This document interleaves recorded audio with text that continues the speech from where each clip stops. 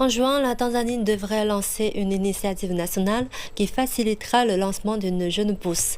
Pendant de nombreuses années, les entrepreneurs ont été découragés par l'ampleur des formalités administratives et le manque de soutien du gouvernement dans ce domaine. Les observateurs indiquent avoir déjà remarqué un regain d'intérêt et d'investissement à l'approche de la date de lancement du programme. Créer une entreprise et la développer ont été un défi pour Eddie John et sa jeune pousse Safari Wallet. Pour concrétiser sa vision, il a eu recours à l'autofinancement et a dû prendre des décisions difficiles concernant la taille de son équipe et ses compétences compte tenu des contraintes financières.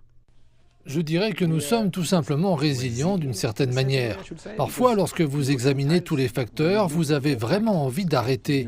Imaginez que vous ayez une équipe de 6 ou 7 personnes. À un moment donné, vous devez réduire l'équipe à 3 ou 4 personnes. Et à un autre moment, vous embauchez en fonction de vos besoins. En gros, aujourd'hui, si vous voulez maintenir un poste de cadre pour une qualité qui nécessite, disons, 6 cadres dans une équipe, nous ne pourrons peut-être pas nous permettre. C'est ainsi que l'on en revient à l'utilisation de stagiaires qu'il faut former, ce qui prend plus de temps. La politique nationale en faveur des jeunes pousses menée par le gouvernement, qui comprend des réglementations plus claires, entend améliorer les choses pour les fondateurs de jeunes pousses comme Eddie John. Les responsables affirment que la politique nationale sur les jeunes pousses est reconnue comme un facteur clé du récent taux de réussite de la Tanzanie en matière de financement. Il y a de nombreux facteurs qui entrent en ligne de compte par le simple fait que le gouvernement accepte de s'engager dans la politique des jeunes pousses.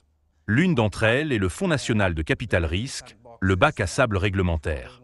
Il y a beaucoup d'autres choses qui se déroulent de l'autre côté du tableau. La politique est un moyen de développer la loi tanzanienne sur les jeunes pousses et ses réglementations en matière de subventions. Selon l'association tanzanienne des jeunes pousses, 900 jeunes pousses opèrent dans le pays. Bien que l'écosystème tanzanien des startups soit prometteur, sa capacité à attirer des investissements formels est entravée par un manque de structure. L'association tanzanienne des jeunes pousses affirme que le gouvernement s'efforce de tout mettre en ligne afin de rendre le processus d'enregistrement plus rapide et plus facile. Cela pourrait contribuer à réduire les lourdeurs administratives et donner aux jeunes pousses un meilleur accès aux possibilités de financement. Des experts affirment que la numérisation de l'enregistrement des entreprises est devenue un élément clé des efforts visant à attirer les investisseurs qui peuvent donner aux jeunes pousses l'argent dont elles ont besoin pour prospérer. Dans le secteur des micro, petites et moyennes entreprises, la plupart des entreprises sont informelles.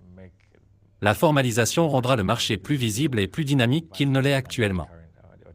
Les experts du secteur estiment que la combinaison d'une politique mature en matière de jeunes pousses, associée à des processus d'enregistrement améliorés et à un climat entrepreneurial dynamique, peut positionner la Tanzanie comme un pôle de jeunes pousses de premier plan en Afrique.